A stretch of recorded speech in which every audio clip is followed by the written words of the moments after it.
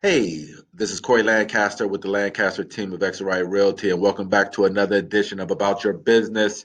Today, I want to talk about a mistake that I see a little bit too often than I would like, and it probably has something to do with agents who are licensed in Maryland and also licensed in DC, and it relates to the inclusion exclusion form. In Maryland, the inclusion exclusion form is typically filled out during the listing presentation or listing agreement. When you get the listing paperwork signed, typically that's when that's filled in. Listing agents with the seller, and they're checking the boxes of everything that conveys. And then that gets sent to the buyer's agent at the time they want to write an offer. And that form in Maryland in the MAR should be used as a guide to fill out the boxes that correspond on page 2 of the MAR sales contract.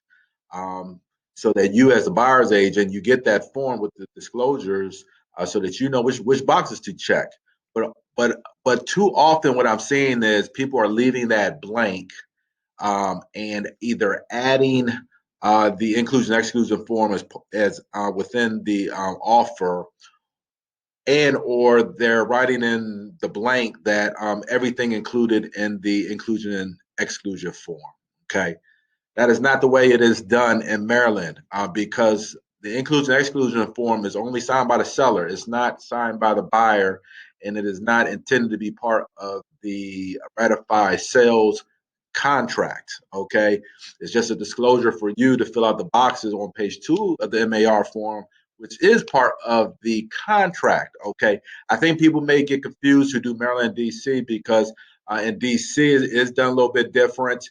The inclusion exclusion form in DC in GCAR um, is actually part of the sales contract. So the buyer and seller actually sign the inclusion exclusion form that is as part of the DC inclusion exclusion form. But in Maryland, it is not signed by both parties. It's just used as a disclosure to fill out page 2 of the MAR contract. So hopefully this helps kind of clear up some of that because I get in Maryland, I get contracts all the time that don't have the boxes filled out. And you just don't want anybody to have a misunderstanding of what's included, what's not included. So when you get down to final walkthroughs, you want it to be clear what's included and what's not included, and you don't want any legal issues saying, well, this form wasn't filled out correctly or the contract wasn't filled out correctly,